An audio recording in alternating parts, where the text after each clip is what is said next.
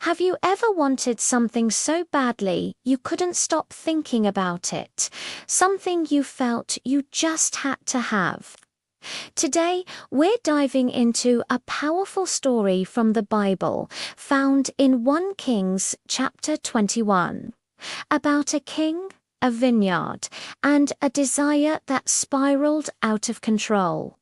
This is the story of King Ahab and a man named Naboth.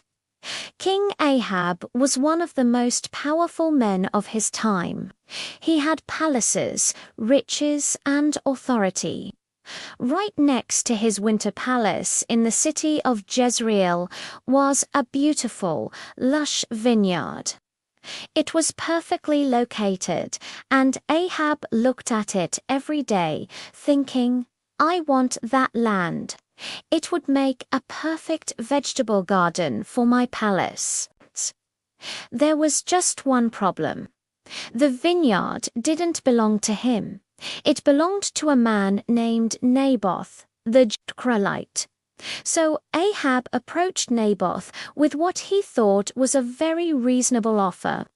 He said, "Naboth, give me your vineyard to be my vegetable garden, since it's so close to my house. I'll give you a better vineyard in its place, or if you prefer, I'll pay you whatever it's worth in silver." On the surface, it sounds like a fair deal, right? A win-win. But Naboth's response was immediate and firm. He told the king, "The Lord forbid that I should give you the inheritance of my fathers." Now, this wasn't just Naboth being stubborn. In ancient Israel, land was more than just property. It was a sacred inheritance from God, passed down through generations. To sell it was seen as disrespecting God's provision and cutting off one's family heritage. Naboth was standing on a principle of faith. How did King Ahab, the powerful ruler, react to being told no? He went home sullen and angry. The Bible says he lay down on his bed, turned his face to the wall, and refused to eat. He was acting like a spoiled child who didn't get his way. A grown man, a king, was throwing a tantrum because he couldn't have a piece of land he wanted. This is where simple desire begins to morph into something much darker: greed. Greed isn't just wanting something, it's an insatiable, obsessive desire that consumes you, especially when you're denied. Enter Queen Jezebel, Ahab's wife. She saw her husband pouting and asked him what was wrong. When Ahab told her the story, her reaction was completely different. She didn't see a man honoring his heritage. She saw an obstacle to her husband's happiness. She scoffed, "Is this how you act as king over Israel? Get up and eat. Cheer up. I'll get you the vineyard of Naboth the Jezreelite." Jezebel was a woman who didn't play by the rules, especially not God's rules. She believed that a king should be able to take whatever he wants. So she devised a wicked plan. She wrote letters in Ahab's name, sealed them with his royal seal, and sent them to the elders and nobles in Naboth's city. The letters contained a cruel and calculated set of instructions. They were to proclaim a public fast and seat Naboth in a place of honor among the people. Then they were to hire 2 scoundrels to sit across from him and publicly, falsely accuse him, saying, "You have cursed both God and the king," under the law. This was a crime punishable by death. The plan was to legally murder an innocent man. Tragically, the elders of the city did exactly as Jezebel commanded. They were more afraid of the queen than they were of God. They set up the sham trial. The false witnesses made their accusations. And Naboth was dragged outside the city and stoned to death. An innocent man lost his life, all because of the king's greed and the queen's wickedness. Once the deed was done, Jezebel went to Ahab with the news. "Get up and take possession of the vineyard of Naboth, the Jezreelite, which he refused to sell you.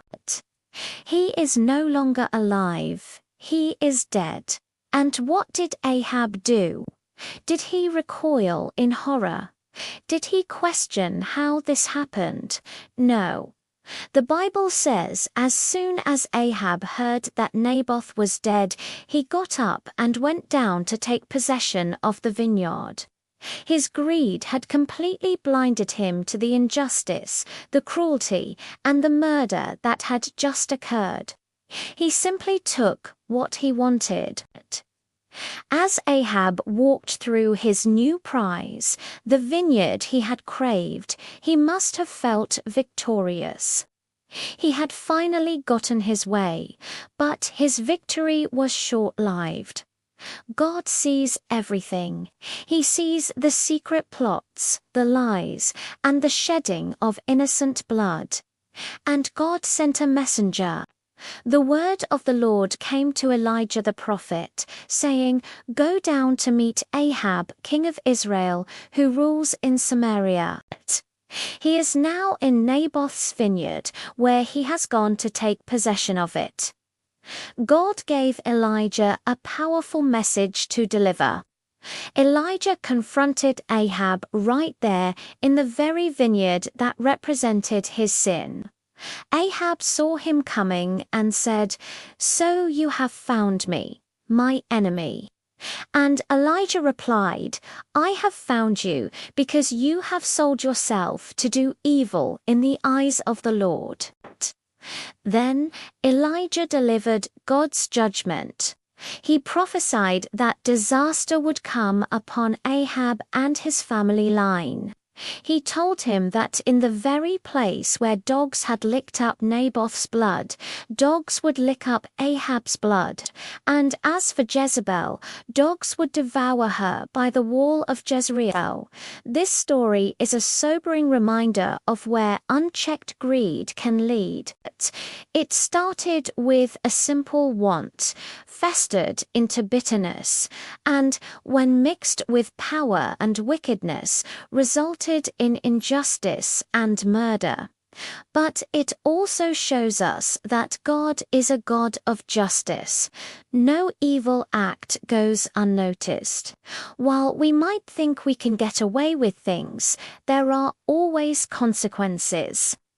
This powerful narrative calls us to check our own hearts.